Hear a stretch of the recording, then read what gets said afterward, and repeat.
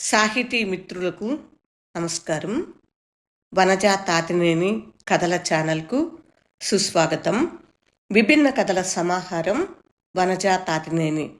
ఈరోజు నేను వినిపించబోతున్న కథ గురజాడ అపార్ట్మెంట్స్. రచన సింగమనేని నారాయణ. కథ వినండి. సంజీవప్ప రైలు దిగి స్టేషన్ నుండి బయటకు రాగానే ఆటో డ్రైవర్లు మూగి, ఎక్కడికి పెద్దాయనా అని అడిగినారు. ఎక్కడికి వెళ్ళేది తర్వాత చెబుతాను, ఏ ఆటో ఎక్కాలో ముందు మీరు చెప్పండి అన్నాడు ఆ 7 పొదుల పెద్దాయన. కూర్చో పెద్దాయనా అంటూ ఒక డ్రైవర్ అతని చేతిలోని సూట్ కేస్ అందుకున్నాడు. సంజీవప్ప ఆటోలో కూర్చుని విజయనగర్ కాలనీ అన్నాడు. కాలనీలో ఎక్కడా పెద్దాయనా? పెట్రోల్ బంక్ పక్కన వినాయక అపార్ట్మెంట్స్. నేను చూడలేదు, కొత్తగా కట్టినారట. మా అన్న కూతురుంది అక్కడ అన్నాడు. చాలా దూరం పెద్దాయనా, 100 రూపాయలు ఇవ్వండి అన్నాడు ఆటో డ్రైవర్. అలాగే ఇస్తాను పదనాయనా అన్నాడు. ఆటో వాళ్లతో సాధారణంగా బేరమాడడు. వాళ్ళు ఎంత అడిగితే అంత కాదనకుండా ఇస్తాడు. కష్టాన్ని నమ్ముకుని బతికేవాళ్ళు. రైల్వే స్టేషన్ దగ్గర ప్యాసింజర్ల కోసం గంటల తరబడి కాచుకుని ఉంటారు. వాళ్లతో బేరమాడటమంటే ఏదో గిల్టీనెస్ ఫీల్ అవుతాడు సంజీవప్ప. అరగంట తర్వాత నిర్దేశించిన అపార్ట్మెంట్ ముందు ఆగింది ఆటో. అప్పటికే సంజీవప్ప అన్న కూతురు రాజ్యలక్ష్మి గేటు ముందు నిల్చుని ఉంది. అప్పటికి బాగా తెల్లారింది. తెలుపు ఎరుపు కలిపిన వాతావరణపు వెలుగు అంతటా రమణీయంగా వ్యాపించి ఉంది. ఆటో దిగకముందే రాజ్యలక్ష్మి సంజీవప్ప చేతిలోని సూట్ కేస్ అందుకుంది. అతడు డ్రైవర్కు డబ్బులిచ్చి కిందికి నెమ్మదిగా దిగి ఆ కొత్త అపార్ట్మెంటును యగాదిగా చూసినాడు. 5 అంతస్తుల అపార్ట్మెంట్. గంభీరంగా, హోదాగా, నిటారుగా నిల్చున్నట్టు ఉంది. ఆ అపార్ట్మెంటు చుట్టూ పెద్ద కాంపౌండు. ఒక్కో ఫ్లోర్లో 6 కుటుంబాల చొప్పున 30 కుటుంబాలు నివసిస్తున్నాయని వివరించి చెబుతూ ఉంది రాజ్యలక్ష్మి. ఆ ప్రాంగణం అప్పుడే నిద్ర మేల్కొని ఆవలిస్తున్నట్టుగా ఉంది. దిగువనున్న ఖాళీ స్థలంలో కొందరు వాకింగ్ చేస్తూ కనిపించారు. కొందరు స్కూటర్లతో బయటకు పరుగులు తీస్తున్నారు. ఉదయం పూట వినిపించే చప్పుళ్ళేవి ఆ ప్రశాంత సమయంలో వినిపించలేదు. లిఫ్ట్ ఎక్కి 3వ అంతస్తుకు చేరుకున్నారు. సంజీవప్ప రాజ్యలక్ష్మి వెంట క్యారిడార్లో నడుస్తూ అటూ ఇటూ ఉత్కంఠగా చూస్తున్నాడు. ఆ క్యారిడార్కు ఆ పక్క 3, ఈ పక్క 3 కుటుంబాలున్నాయి. తలుపులన్నీ తెరిచే ఉన్నాయి. సహజంగా పట్టణాలలో ఇళ్ల తలుపులెప్పుడూ మూసే ఉంటాయి. బెల్ కొడితే తప్ప తలుపులు తెరవరు. పరాయి వాళ్ళెవరూ తమ ఇళ్లల్లోకి అడుగు పెట్టడాన్ని సహించని కాలం ఇది. పక్క ఇళ్లల్లో ఎవరుంటున్నారు, ఏం చేస్తున్నారు, వాళ్ళ అతీగతి ఏమిటో పట్టించుకోని రోజులు ఇవి. అలాంటిది తలుపులన్నీ తెరిచి ఉండటమే కాకుండా రాజ్యలక్ష్మిని పలకరిస్తున్నారు. ఎవరు ఏమిటని. రాజ్యలక్ష్మి వాళ్లతో మా చిన్నాన్న హైదరాబాద్లో ఉంటున్నారని సమాధానాలు చెప్తూ అడుగులు వేస్తున్నది. సంజీవప్ప అందర్నీ చిరునవ్వుతో పలకరిస్తూ రాజ్యలక్ష్మి వెంట వాళ్ళ ఫ్లాట్లోకి అడుగు పెట్టినాడు. డబుల్ బెడ్రూమ్ ఫ్లాట్ అది. చాలా పొందికగా శుభ్రంగా ఉంది. హాలు, ఒక సోఫా, టీపై 4 కుర్చీలతో ఆహ్వానిస్తున్నట్టుగా ఉంది. ఈలోగా రాజ్యలక్ష్మి కూతురు దివ్య లోపల నుంచి చకచకా హాల్లోకి వచ్చి, బాగున్నారా తాతయ్య అంటూ పలకరించి హడావుడిగా బయటకు వెళ్ళింది. మీరు బాత్రూమ్ వెళ్ళి రండి చిన్నానా అంటూ రాజ్యలక్ష్మి సంజీవప్పకు దారి చూపించింది. బాత్రూమ్ వెళ్ళి స్నానం కూడా పూర్తి చేసి అరగంటకల్లా హాల్లోకి చేరుకున్నాడు. రాజ్యలక్ష్మి అందించిన కాఫీ తాగుతూ, వచ్చే శుక్రవారం అమ్మ గృహప్రవేశం, త్రిబుల్ బెడ్రూమ్ అపార్ట్మెంట్ అది. మన బంధువులందరినీ పిలిచే పనిని నాకు అప్పగించినారు. ఈ టౌన్లో ఉన్న మన వాళ్ళందరినీ కలవాలి అంటూ గృహప్రవేశ ఆహ్వాన పత్రికను రాజ్యలక్ష్మికి అందించాడు. మీరంతా తప్పక రావాలా, మరీ మరీ చెప్పినాడు మీ అన్న అంటూ ఆ నూతన గృహ విశేషాలను చాలా సంతోషంగా వివరించాడు. మన దివ్య డాక్టరేట్ పూర్తయింది కదా, ఇప్పుడు ఏం చేస్తున్నది? దివ్య ఇప్పుడేం చేస్తున్నదో చెప్పాలంటే మాటలతో కుదరదు చిన్నానా. 2 రోజులుంటే మీకే అర్థమవుతుంది. మీరు చొక్కా వేసుకోండి, టిఫిన్ చేద్దురు అంటూ లేచి నిలబడింది రాజ్యలక్ష్మి. వంటింట్లో సందడి లేదు, వాసన లేదు. వచ్చినప్పటి నుండి చూస్తున్నాను, మొత్తం ఈ అపార్ట్మెంట్ అదోలా ఉంది అన్నాడు సంజీవప్ప. చెబితే కుదరదు. అపార్ట్మెంటు దిగువన డైనింగ్ హాల్ ఉంది. టిఫిన్ చేసి వచ్చిన తర్వాత వివరంగా మాట్లాడుకుందాం అంటూ బయటకు అడుగులు వేసేసరికి సంజీవప్ప బుద్ధిమంతుడిలా ఆమెను అనుసరించాడు. క్యారిడార్లోకి అడుగుపెట్టేసరికి అపార్ట్మెంట్లో ఉన్నవాళ్ళు చకచకా లిఫ్ట్ ద్వారా మెట్ల మీదుగా దిగువనున్న ఫ్లోర్కు ఉత్సాహంగా వెళుతున్నారు. రాజ్యలక్ష్మి వెంట సంజీవప్ప లిఫ్ట్ ద్వారా కిందికి చేరుకుని విశాలమైన డైనింగ్ హాల్లోకి చేరుకున్నారు. కమ్మని వాసనలతో ఆ ప్రాంతమంతా గుబాళిస్తుంది. జరుగుతున్న వ్యవహారమేమిటో ఒక్క ముక్క కూడా అర్థం కాలేదు సంజీవప్పకు. అపార్ట్మెంటల్లో కాపురాలుండేవాళ్ళు తమ ఇళ్లల్లో టిఫిన్లు చేసుకుని తినకుండా అంతా ఇక్కడికి చేరుకోవటమేమిటి? బహుశా ఏదైనా ఫంక్షన్ ఏర్పాటై ఉండవచ్చు. అక్కడ ఇడ్లీ, వడ, దోశ, పూరి వగైరాలున్నాయి. ఎవరికి నచ్చినవి వారు కమ్మగా ఆరగించేస్తున్నారు. వడ్డించాల్సిన పని కూడా లేదు. అంతా సెల్ఫ్ సర్వీస్. రాజ్యలక్ష్మి ఒక ప్లేట్లో 2 ఇడ్లీలు, 2 వడలు పెట్టుకుని సంజీవప్ప కూర్చున్న బల్ల మీద ఉంచి, తినండి చిన్నానా, విషయాలు మీకు మళ్ళీ చెబుతాను అన్నది. కొందరు రాజ్యలక్ష్మి చెంతకు వచ్చి సంజీవప్ప గురించి ఆరాలు తీసి పలకరిస్తున్నారు. అరగంట గడిచేసరికి హాల్ దాదాపు ఖాళీ అయిపోయింది. దివ్య అన్నింటినీ అందరినీ పర్యవేక్షిస్తుంది. సంజీవప్ప దగ్గరకు వచ్చి, టిఫిన్లు బాగున్నాయా తాతయ్య అని పరామర్శించింది. అద్భుతంగా ఉన్నాయి తల్లి. ఏదైనా ఫంక్షన్ జరుగుతున్నదేమమ్మా కాస్త ఉత్కంఠతో అడిగినాడు. రోజూ ఫంక్షనే తాత ఇక్కడ. ఆ హాల్లో టిఫిన్ తిన్నవారంతా దివ్యతో మాటలు కలుపుతూనే ఉన్నారు. అంతా సస్పెన్స్లా ఉంది సంజీవప్పకు. 10 నిమిషాల తర్వాత చూస్తే హాల్లో ఎవ్వరూ లేరు, వంట చేసేవాళ్ళు, సర్వర్లు తప్ప. రాజ్యలక్ష్మి వెంట లిఫ్టులో తమ ఫ్లాటుకు చేరుకున్నాడు సంజీవప్ప. అమ్మా రాజ్యలక్ష్మి, అందరూ ఒక చోట చేరి ఇలా ఆహారాన్ని పంచుకోవటం సరదాగా ముచ్చటగా ఉంది. ఏ ఇంట్లో కూడా పొయ్యిలు వెలిగించినట్లు లేదే. మీరింకా చాలా చూడాలి చిన్నానా. ఒక రోజంతా చూస్తే మీకే అర్థమవుతుంది. మీరు చూసింది ఒక పూట టిఫిన్ కార్యక్రమం మాత్రమే. ఇది 24 గంటల కార్యక్రమం కాదు, 365 రోజుల కార్యక్రమం. అందున కేవలం తిండికి సంబంధించింది మాత్రమే కాదిది. సంజీవప్పకు ఇదేదో కొత్తగా అనిపించి ఆసక్తిగా వింటున్నాడు. ఈరోజేదో మీ అపార్ట్మెంట్ ఎవరో ఏర్పాటు చేసిన విందులా అనిపించింది. ఏదో అద్భుతం చూస్తున్నట్లు అనిపిస్తుంది అన్నాడాయన. అద్భుతమే చిన్నానా. ఈ అద్భుతానికంతా కారణం మీ మనవరాలు దివ్య.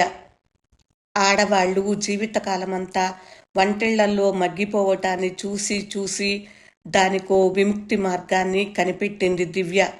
చాలా చిన్న విముక్తి ఇది, అయితే పెద్ద రిలీఫ్ కూడా.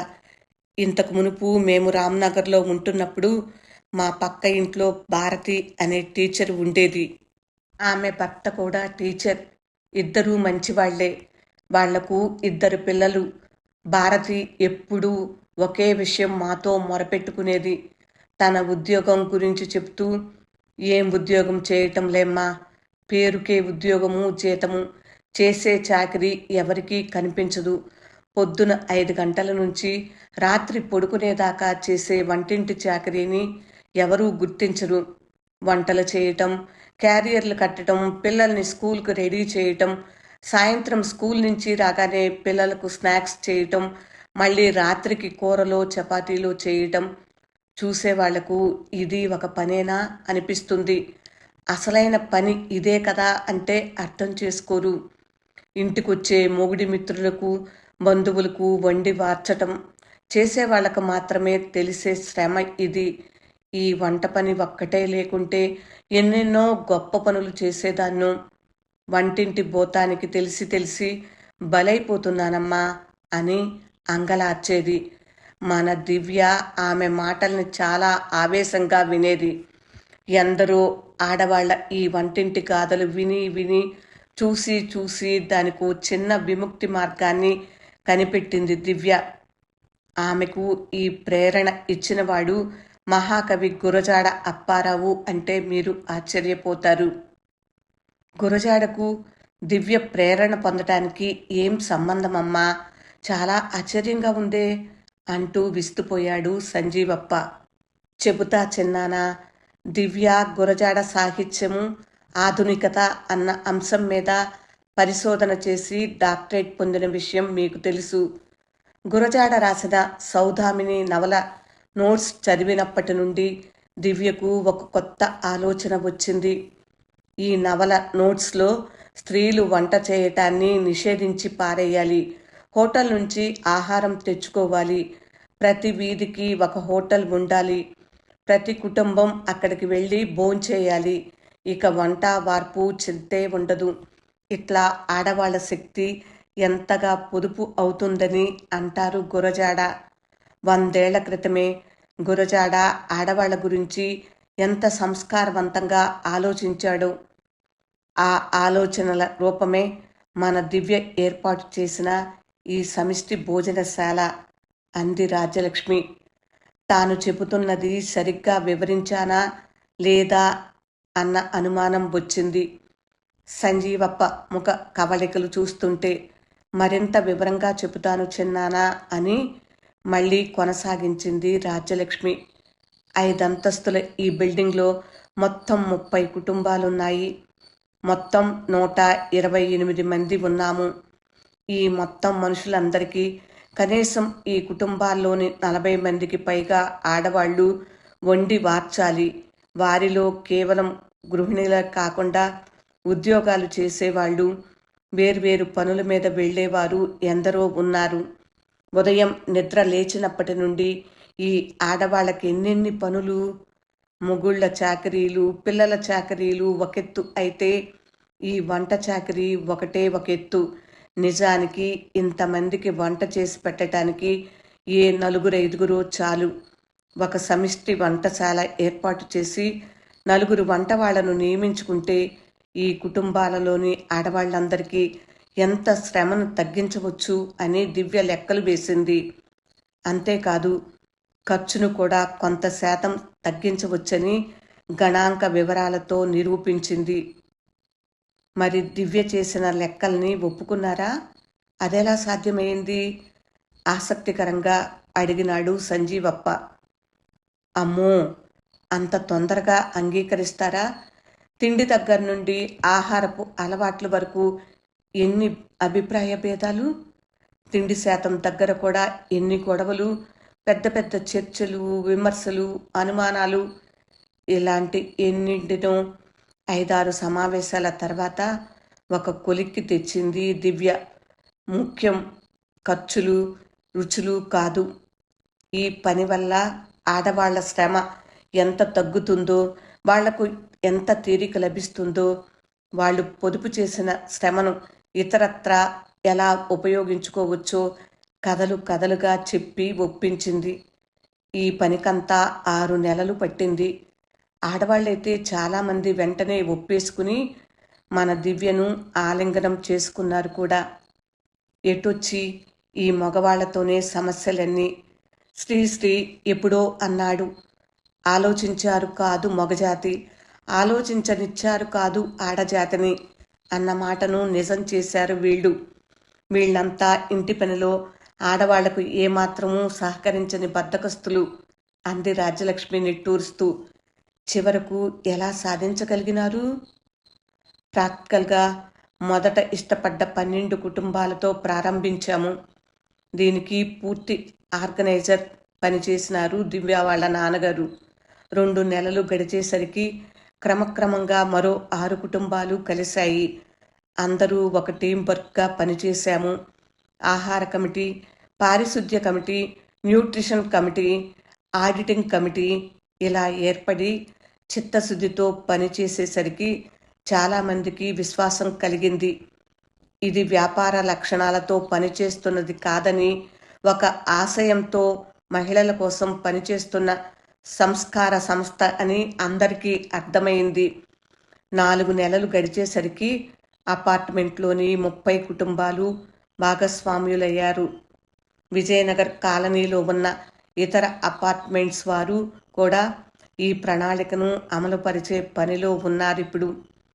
ఈ పనిని ఒక జీవితాశయంగా భావించిన దివ్య కృషి, వాళ్ళ నాన్న అండదండలు మాటలతో చెప్పటానికి వీలు లేనిది.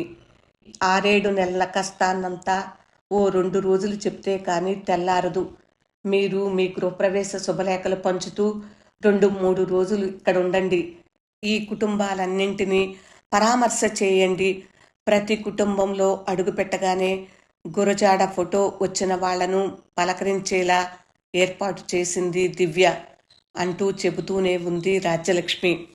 ఆ రోజు సాయంత్రం వరకు తెలిసిన వాళ్ళ ఇళ్లకు రాజ్యలక్ష్మిని కూడా వెంట పెట్టుకుని వెళ్ళి గృహప్రవేశ ఆహ్వాన పత్రికలు పంచి వచ్చినాడు సంజీవప్ప. రాత్రి 8 గంటలప్పుడు అపార్ట్మెంటు దిగువన ఉన్న డైనింగ్ హాల్లో భోంచేసి వస్తూ రాజ్యలక్ష్మి సంజీవప్పను ఒక ఇంట్లోకి తీసుకెళ్ళింది. ఆ ఇంటి ఇల్లాలు రాజ్యలక్ష్మి కాలేజీలో క్లాస్మేట్ కూడా. ఆమెను కదిలిస్తే తన ఉద్యోగ కాలపు కష్టాలన్నీ తవ్విపోసింది. నిజం చెప్పాలంటే నా జీవితంలో సగభాగం వంటింట్లోనే గడిచిపోయిన విషయం ఇప్పుడంతా గుర్తుకు వస్తుంది. ఇప్పుడంటే గ్యాస్ స్టవ్లు, కుక్కర్లు వచ్చినాయి, కానీ అప్పుడంతా కట్టెల పొయ్యలే కదా. ఇప్పుడు తలుచుకుంటే ఒళ్ళంతా జలధరిస్తుంది. ఇప్పుడెంత హాయిగా ఉందో. రోజుకు ఒక నవల చదివేస్తున్నానంటే నమ్మండి, నిజం చెప్తున్నాను. ఈ 4 నెలల కాలంలోనే నావి 3 కథలు అచ్చయ్యాయి. ఇదంతా మన దివ్య చలవే అంటూ చాలా విషయాలు చెప్పుకొచ్చింది ఆమె. సంజీవప్పకు ఒక అద్భుత ప్రపంచంలోకి అడుగుపెట్టినట్లయింది. మరుసటి రోజంతా ఇదే పని సంజీవప్పకు. చాలా ఇళ్లల్లోకి వెళ్ళటం, ఆ ఇంటి ఇల్లాళ్ళ అనుభవాలను వినటం. ఒక ఫ్లాట్లో సంగీత అనే ఆవిడ, నాకు బాల్యం నుండి సంగీతం అంటే ప్రాణం. ఆ నాన్న నాకు పెట్టిన పేరే సంగీతమ్మ. దురదృష్టవశాత్తు నాకు పెళ్ళైన 4 రోజులకే నా సంగీతం అటకెక్కింది. కారణాలు చాలా ఉన్నాయి. నేనెప్పుడూ మరచిపోలేని కారణం మాత్రం వంట పనే. ఇదిగో ఇప్పుడు ఎవరినీ లెక్క పెట్టకుండా అటక మీదున్న వైలన్ దించి సాధన చేస్తూ 4 పిల్లలకు నేర్పిస్తున్నాను కూడా అన్నది. ఇలాంటి పని 20 ఏళ్ల క్రితమే మొదలై ఉంటే నాకే మోకాళ్ళ ఆపరేషన్ జరిగి ఉండేది కాదు అంటూ విచారం వ్యక్తం చేసింది కామేశ్వరి అనే 60 ఏళ్ల మహిళ. ఆఫీస్ పంక్చువాలిటీ పాటించలేకపోతున్న నాకు మా ఆఫీసర్తో రోజూ చీవాట్లే. ఇప్పుడు ఆ గొడవ లేదు అంది సౌభాగ్య అనే 30 ఏళ్ల ఆవిడ. నన్ను రోజు ఎవరూ నిద్రలేపరు. వంటిల్లే నన్ను నిద్రలేపుతుంది. కలల్లో కూడా వంటలు వడ్డనలే నన్ను కలవరించేలా చేస్తుంటాయి. ఇప్పుడు ఆ దిగులే లేదు. నా మీద నా మొగుడి కంటే వంటింటి పెత్తనమే ఎక్కువ. ఇప్పుడు పలానా టైంకే వండి వార్చాల్సిన పని లేదు కదా.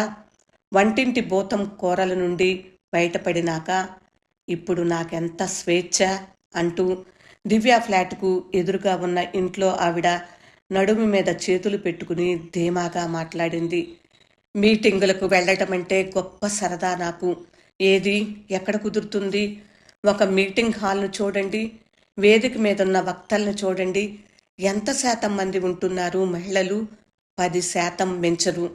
వాళ్లను మీటింగులకు రాకుండా చేస్తున్నది వంటిల్లే. ఇప్పుడు ఆ బెంగలేదు. కొన్ని మీటింగులకు నన్నే వక్తగా పిలుస్తున్నారిప్పుడు అని చెప్పింది మరో గృహిణి రాజేశ్వరి.